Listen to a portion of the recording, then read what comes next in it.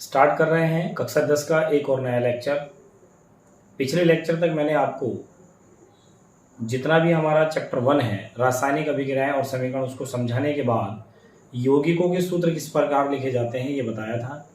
आज हम इस लेक्चर में चैप्टर 1 अर्थात रासायनिक अभिक्रियाएं एवं समीकरण जो हमारा चैप्टर चल रहा था उसकी एनसीईआरटी एक्सरसाइज को सोल्व करने वाले हैं।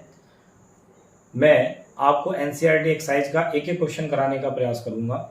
तो स्टार्ट करते हैं। पहला क्वेश्चन ध्यान से देखिएगा और मैंने पूरा उम्मीद और विश्वास है मुझे कि आपने पिछले लेक्चर्स को बहुत अच्छे से रिवाइज कर लिया होगा, अपनी कॉपी पर नोट भी कर लिया होगा। तो आप एनसीईआरटी एक्सरसाइज को भी अपनी कॉपी पर नोट करते चलेंगे और बहुत अच्छे से तैयार करते भी चलेंगे। तो देखिए पहला क्वेश्चन है, ये बहुविकल्पीय प्रश्न है। नीचे दी गई अभिक्रिया के संबंध में कौन सा कथन असत्य है। आपको एक अभिक्रिया दी हुई है और स्टेटमेंट जो कथन दिए हैं नीचे उनमें गलत कथन बताना है, जो गलत है असत्य कथन बताना है। तो देखिए पहले मैं अभिक्रिया समझा दूं आपको। ये लिखा है lead oxide PbO। Pb lead का फॉर्मूला होता है। इस लेड को हम सीसा भी बोलते हैं। ये जिसमें आप सुबह सुबह अपना चेहरा देखते हैं ये वो सीसा नहीं है, ये लेड धातु को सीसा भी कहते हैं। तो लेड ऑक्साइड, बाकी आपको पता है कि सूत्र ऐसे क्यों बनाया, क्योंकि Pb की संख्या 2 होती है तो इसके नीचे O की 2 होती है, तो 2:2 को 1:1 लिखा तो PbO। ये कार्बन है और ये आपको पता ही है कि इनकी भौतिक अवस्था लिखी है सॉलिड फॉर्म में, ये भी सॉलिड फॉर्म में। इन दोनों ने रिएक्ट किया तो यहाँ पर लेड और CO2 में ये चेंज हो गया। तो ये सॉलिड है, ठोस है और ये गैस है CO2 गैस। तो ये अभिक्रिया दी है और ये क्या कह रहे हैं इसके बारे में स्टेटमेंट के दिया। पहला सीसा अपचयित हो रहा है। सीसा माने लेड को कह रहे हैं, Pb को कह रहे हैं। तो सीसा अपचयित हो रहा है, अपचयित माने इसका सीसे का अपचयन हो रहा है क्या। कार्बन डाइऑक्साइड उपचयित हो रहा है, उपचयित होने माने क्या होता है, ऑक्सीकरण होना। थर्ड है C, कार्बन उपचयित हो रहा है माने कार्बन का ऑक्सीकरण हो रहा है क्या। D है लेड ऑक्साइड उपचयित हो रहा है, लेड ऑक्साइड का ऑक्सीकरण हो रहा है क्या। तो नीचे की 3 बातें तो ऑक्सीकरण को लेकर लिखी गई है, माने कार्बन डाइऑक्साइड का ऑक्सीकरण हो रहा है, कार्बन का ऑक्सीकरण हो रहा है, लेड ऑक्साइड का ऑक्सीकरण हो रहा है। कभी आप कंफ्यूजन नहीं बताया करो अपचयन और उपचयन के। देखिए अपचयन तो होता ही है, इंग्लिश में इसको रिडक्शन बोलते हैं। तो जैसे ये उपचयन होता है, इस उपचयन माने क्या हुआ करता है, ऑक्सीकरण होता है। तो ये बात आप ध्यान रखिए, कभी आप इसमें कंफ्यूजन में आ जाए तो मैंने इसलिए लिख दिया। तो देखिए इन चारों कथन में कौन से कथन गलत हैं, इसके लिए उन्होंने ऑप्शन दिए हैं नीचे। जैसे पहला ऑप्शन ये है कि A एवं B माने पहले के क्या दोनों कथन गलत हैं। दूसरे में पूछ रहा है A और C गलत है क्या, पहला और तीसरा वाला। थर्ड में पूछ रहे हैं A B C क्या तीनों ही असत्य हैं, और चौथे में कह रहे हैं क्या चारों ही असत्य हैं। तो हम सबसे पहले इन कथन को पढ़ने से पहले हम अपने हिसाब से इस अभिक्रिया में देखते हैं किसका ऑक्सीकरण और किसका अपचयन हो रहा है। तो अगर आप देखें तो मैंने पिछले लेक्चर्स में जब अभिक्रियाओं के प्रकार चल रहे थे तो वहां पर एक ऑक्सीकरण अभिक्रिया और एक अपचयन अभिक्रिया करके आया था। तो मैंने आपको ऑक्सीकरण और अपचयन की परिभाषा बताई थी। तो मैंने कहा था वे अभिक्रियाएं जिनमें ऑक्सीजन निकल रही होती है उनको अपचयन बोलते हैं, और जिनमें ऑक्सीजन जुड़ रही होती है उनको ऑक्सीकरण बोलते हैं। तो आप लेड ऑक्साइड के साथ यदि इस लेड को देखें तो लेड ऑक्साइड में से ऑक्सीजन निकल रही है, माने ये जो अभिक्रिया है ये वाली, ये कैसी अभिक्रिया है, ये अपचयन की अभिक्रिया है, अपचयन हो रहा है अर्थात लेड ऑक्साइड का अपचयन हो रहा है। और अगर आप कार्बन के साथ CO2 को देखें तो इसमें देखिए ऑक्सीजन जुड़ रही है वहां, तो कार्बन में ऑक्सीजन जोड़ के CO2 बन रहा है। तो इसका मतलब ये कैसी अभिक्रिया है, ये उपचयन है, जिसे आप ऑक्सीकरण भी कह सकते हैं। तो ये रहा, तो ये उपचयन की अभिक्रिया है। तो अब आप यहाँ देखिए, यहाँ से ये पता चल रहा है कि लेड ऑक्साइड का क्या हो रहा है, अपचयन। तो आप देखिए पहले ऑप्शन पर चलते हैं, सीसा अपचयित हो रहा है। तो सीसा नहीं हो रहा अपचयित, लेड अपचयित नहीं हो रहा, पूरा लेड ऑक्साइड अपचयित हो रहा है। तो ये कथन तो गलत है, ये गलत कथन है। दूसरा देखें कार्बन डाइऑक्साइड उपचयित हो रहा है, माने कार्बन डाइऑक्साइड का ऑक्सीकरण हो रहा है। तो ऑक्सीकरण कार्बन का हो रहा है, कार्बन डाइऑक्साइड का नहीं हो रहा है भाई, इसका नहीं हो रहा, इसमें तो ऑक्सीजन जुड़ रही है तो इसका ऑक्सीकरण हो रहा है। तो ये कथन भी गलत है। बात करें कार्बन उपचयित हो रहा है, देखिए आगे कोई बात, उपचयन माने ऑक्सीकरण, तो कार्बन का ऑक्सीकरण हो ही रहा है, मैं बता रहा हूँ ना, कार्बन का ऑक्सीकरण हो रहा है, उपचयन। तो ये कथन सही है। लेड ऑक्साइड अपचयित हो रहा है, मतलब अपचयित होना चाहिए यहाँ पर, तो लेड ऑक्साइड का अपचयन हो ही रहा है, अपचयित हो रहा है, अपचयित हो रहा है। तो लेड ऑक्साइड तो अपचयित हो ही रहा है, ये बात भी सही है। क्योंकि लेड ऑक्साइड का क्या हो रहा है, अपचयन लेड में। तो आप देखेंगे ध्यान से ऊपर के दो कथन गलत आ रहे हैं, और ऐसा हम ऑप्शन चेक कर लेते हैं जिसमें दोनों कथन गलत हैं। तो ए एवं बी, तो पहला ऑप्शन ही हमारा सही होगा, इस क्वेश्चन का आंसर ये सही होगा। अर्थात ए और बी दोनों कथन क्या है, असत्य हैं, गलत कथन है। क्यों? क्योंकि आप देखेंगे लेड ऑक्साइड पूरे का अपचयन हो रहा है लेड में, क्योंकि इसमें से ऑक्सीजन निकल रही है। कार्बन का ऑक्सीकरण हो रहा है, क्योंकि कार्बन में ऑक्सीजन जुड़कर कार्बन मतलब ये वाली ऑक्सीजन निकली, इसमें ऐड हुई और ये कार्बन डाइऑक्साइड बना, तो ये ऑक्सीकरण हो रहा है, इसमें से निकल रही है इसलिए इसका अपचयन हो रहा है। क्योंकि ऑक्सीकरण और अपचयन की परिभाषा होती है, ऑक्सीकरण की परिभाषा होती थी वे अभिक्रियाएं जिनमें ऑक्सीजन का योग होता है ऑक्सीकरण, और जिनमें से ऑक्सीजन निकलती है उन्हें अपचयन। तो बस हमने पहले ऑक्सीकरण और अपचयन को लिख लिया, और हमने देखा उसमें शीशे को कह रहा अपचयित हो रहा है, जबकि शीशा नहीं, पूरा लेड ऑक्साइड अपचयित हो रहा है। जबकि शीशे को कह रहा है, लेड को कह रहा है केवल, तो लेड अपचयित नहीं हो रहा, पूरा लेड ऑक्साइड अपचयित हो रहा है, तो ये कथन गलत है। कार्बन डाइऑक्साइड उपचयित हो रहा है, अर्थात ये कह रहा है कार्बन डाइऑक्साइड का ऑक्सीकरण हो रहा है, जबकि ऑक्सीकरण हो रहा है कार्बन का, कार्बन डाइऑक्साइड का नहीं हो रहा। तो इसलिए ऊपर के दोनों कथन गलत हैं, और ऐसा ऑप्शन फर्स्ट है जिसमें लिखा है ए एवं बी, अर्थात ए और बी दोनों कथन असत्य हैं, तो हमने इसमें असत्य कथन छांटने थे। तो ये आपको समझ में आया होगा क्वेश्चन, इसको नोट अवश्य कर लें, नोट करते रहेंगे तो समझ में ठीक आएगा। फिर हम चलते हैं क्वेश्चन नंबर 2 पर, इसको आप पॉज करके पहले नोट कर लें, फिर आगे क्वेश्चन नंबर 2 पर जाएं।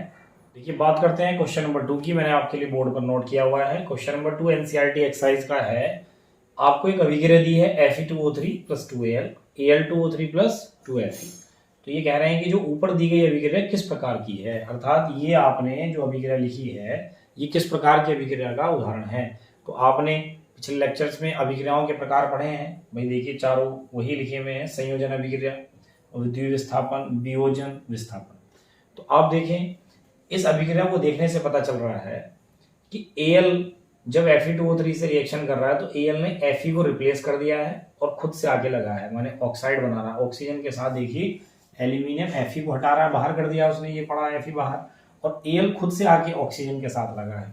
तो ऐसी कौन सी अभिक्रिया होती थी, जब एक तत्व दूसरे तत्व को हटा देता था और स्वयं उसका स्थान ले लेता था, तो उनको क्या कहते थे हम, विस्थापन अभिक्रिया। तो देखिए इसका जो डी ऑप्शन है वो सही होगा। अच्छा, द्विविस्थापन कहीं के दिमाग में आ सकता है कि भाई ये वाला क्यों नहीं हुआ। देखिए द्विविस्थापन में द्वि शब्द आ रहा है, माने जब दो, अर्थात जब दो तत्व आपस में एक दूसरे को विस्थापित करते थे उसको द्विविस्थापन बोलते थे। यहाँ केवल एल्यूमिनियम Fe को हटा रहा है और Fe को बाहर कर दे रहा है, खुद उसकी जगह लग रहा है। तो मैंने आपको इनकी परिभाषा बहुत अच्छे तरीके से उदाहरण की सहायता से समझाई थी, तो आप आसानी से किसी भी अभिक्रिया को छांट सकते हैं, इसमें कोई डाउट नहीं रहता है। तो आप देखिए ये अभिक्रिया किसका एग्जाम्पल है, विस्थापन अभिक्रिया का। तो इसको भी आप अपनी कॉपी पर नोट कर लीजिए, वीडियो पॉज करें और क्वेश्चन को आप नोट कर लें। तो देखिए बात करते हैं क्वेश्चन नंबर 3 की। मैंने आपके लिए बोर्ड पर लिखा है, लोह चूर्ण पर तनु हाइड्रोक्लोरिक अम्ल डालने से क्या होता है, सही उत्तर बताइए। अर्थात लोह चूर्ण माने आयरन, उस पर अगर हम तनु हाइड्रोक्लोरिक अम्ल डालेंगे तो क्या अभिक्रिया होगी, क्या बनने वाला है। उसे हमने 4 ऑप्शन उसमें दिए हुए हैं क्वेश्चन में। हाइड्रोजन गैस और आयरन क्लोराइड बनेगा क्या, क्लोरीन गैस और आयरन हाइड्रोक्साइड बनेगा क्या, कोई अभिक्रिया ही नहीं होगी क्या, आयरन लवण या जल बनेगा। तो इन 4 ऑप्शन में कौन सा एक ऑप्शन ठीक है वो हमें बताना है। तो पहले हम लोह चूर्ण और तनु हाइड्रोक्लोरिक अम्ल की क्रिया करा के देखते हैं क्या होता है। तो लोह चूर्ण का मतलब हो गया Fe माने आयरन, और हाइड्रोक्लोरिक अम्ल का सूत्र होता है HCl। तो तनु माने ये बहुत पतला विलयन है। तो देखिए Fe हाइड्रोक्लोरिक अम्ल के हाइड्रोजन को विस्थापित कर देगा, क्योंकि आयरन जो होता है, लोहा जो होता है वो हाइड्रोजन से क्या होता है, अधिक क्रियाशील होता है। तो और खुद आके इसकी जगह लगेगा तो बनाएगा FeCl2, और H जो है H2 के रूप में बाहर। इसको जब आप संतुलित करेंगे तो 2 Cl हैं, तो यहाँ 2 कर लें, H 2 हो गए और 2 वहाँ है, Fe 1 है, 1 है। तो आप देख रहे हैं क्या क्या बन रहा है, एक तो बन रहा है आयरन क्लोराइड और एक बन रहा है हाइड्रोजन। तो आप देखिए ऐसा कौन सा ऑप्शन है। तो पहला ही ऑप्शन में देखें, हाइड्रोजन गैस में आयरन क्लोराइड बनता है। तो ये रही हाइड्रोजन गैस, ये रहा आयरन क्लोराइड, तो ये दोनों बन रहे हैं। तो इस क्वेश्चन नंबर 3 का कौन सा आंसर सही होगा, ए आंसर सही होगा। तो ये बाकी 3 ऑप्शन की तो कोई जरूरत ही नहीं है। देखिए ये तो बिल्कुल गलत है, कोई अभिक्रिया नहीं होती, अभिक्रिया तो हो रही है। आयरन लवण एवं जल, जल नहीं बन रहा है, क्लोरीन गैस नहीं बन रही है। तो पहला वाला ऑप्शन अर्थात हाइड्रोजन गैस में आयरन क्लोराइड बन रहा है। तो आप इसको भी अपनी कॉपी पर नोट कर लीजिए और सही से इसको समझने की कोशिश आप कीजिए। देखिए एनसीईआरटी एक्सरसाइज का फर्स्ट, सेकंड, थर्ड क्वेश्चन करने के बाद वो बहुविकल्पीय प्रश्न थे, अब कुछ थ्योरेटिकल क्वेश्चन स्टार्ट होने वाले हैं, जिनमें कि हम क्वेश्चन नंबर 4 की बात करें तो क्वेश्चन नंबर 4 में पूछा है संतुलित रासायनिक समीकरण क्या है। संतुलित रासायनिक समीकरण क्या है। तो मैंने आपको देखिए इस क्वेश्चन का आंसर आपको पिछले लेक्चर में मिल जाएगा। संतुलित रासायनिक समीकरण किसे कहते हैं, जैसे मैंने देखिए अभी एक अभिक्रिया लिखी थी Fe प्लस HCl बन रहा था FeCl2 प्लस H2।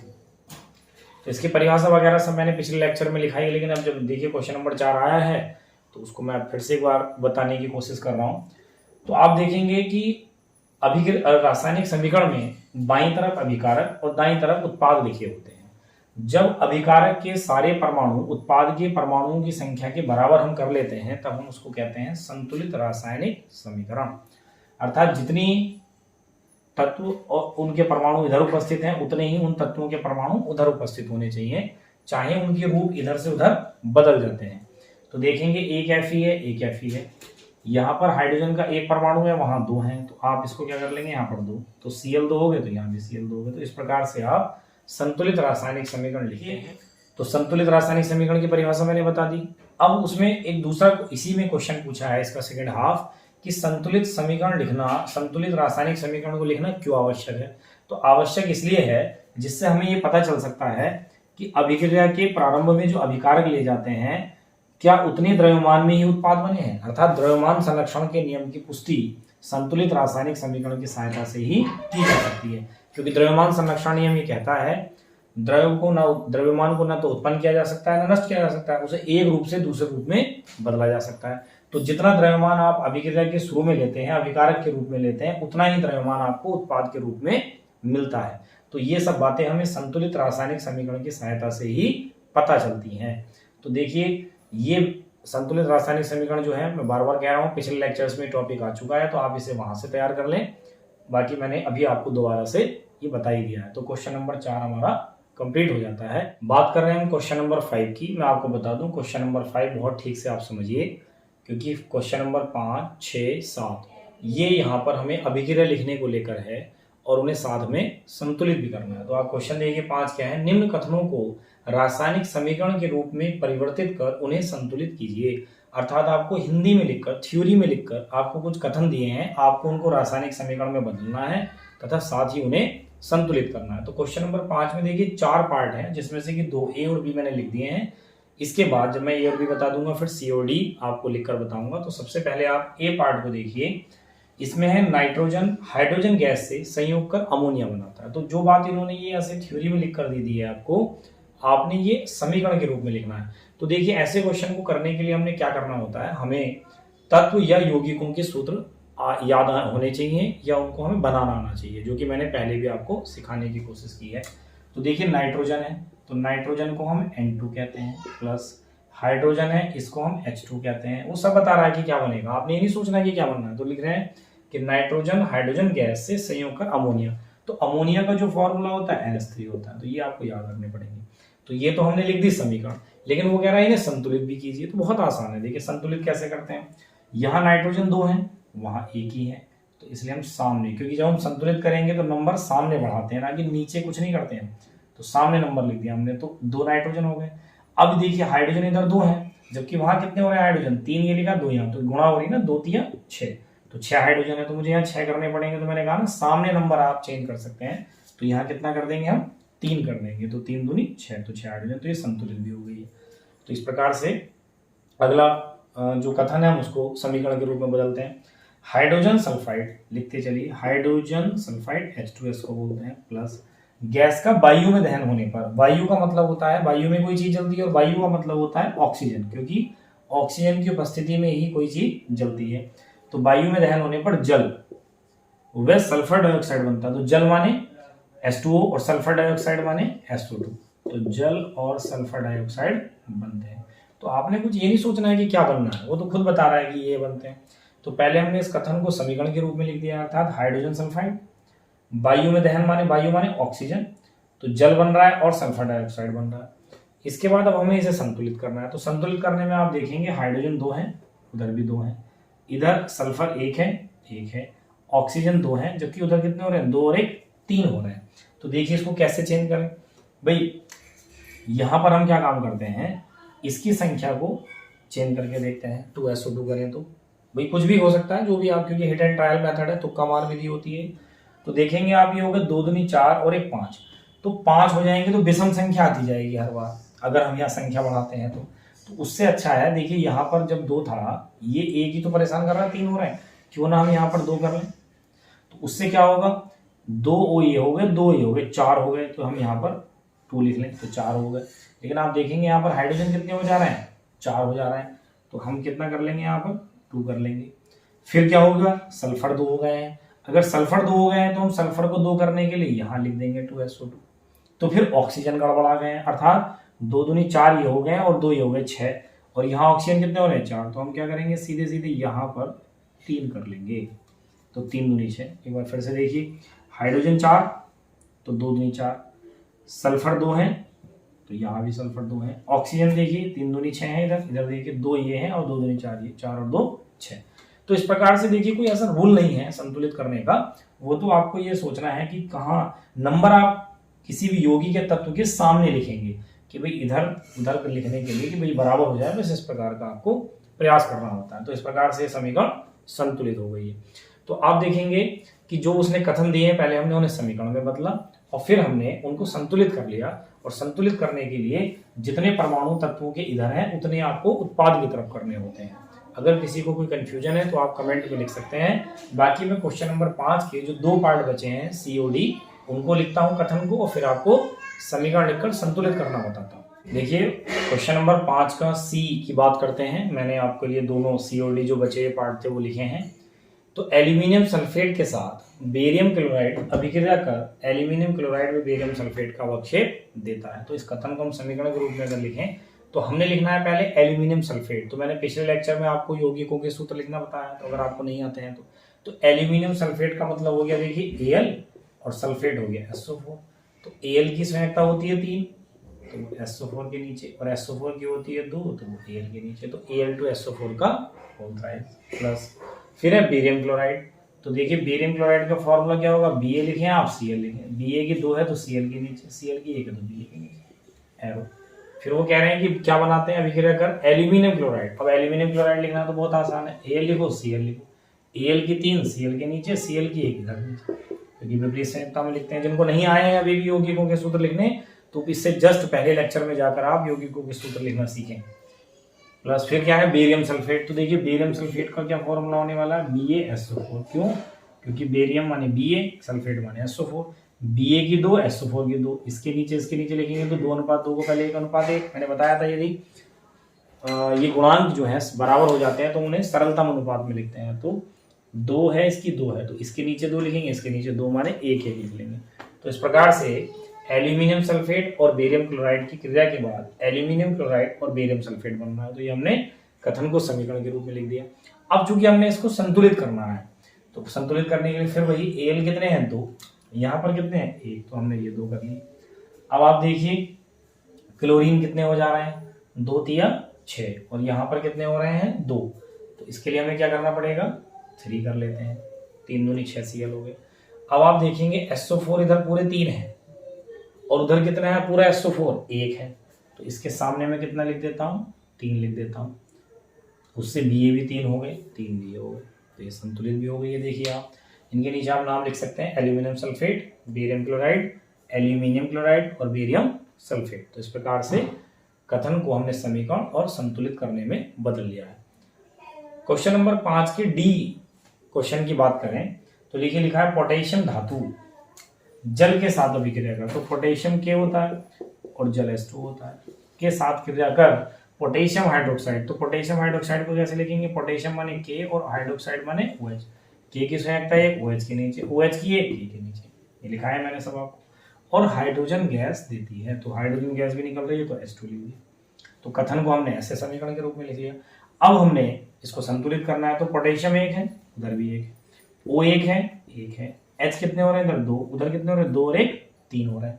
तो अगर आप इसको संतुलित करेंगे तो यहाँ पर 2 करेंगे, तो देखिए क्योंकि 2 ये हो गए और 2 ये हो गए, H 4 हो गए, अब ऑक्सीजन भी 2 हो गए, तो इसका मतलब मुझे यहाँ पर 2 करना पड़ेगा। तो हाइड्रोजन 4 हो गए, 2 ये हैं 2 ये 4, ऑक्सीजन 2 हो गए, इधर भी 2 हो गए, लेकिन पोटेशियम कितने हो गए 2, फिर यहाँ भी 2 करना पड़ेगा, तो पोटेशियम भी 2 हो गए। तो इस प्रकार से ये समीकरण भी संतुलित हो गई है। तो देखिए क्वेश्चन नंबर 5 की मैंने आपको ABCD चारों पार्ट में कथन के साथ समीकरण लिखी और फिर समीकरण को संतुलित करना ही बताया।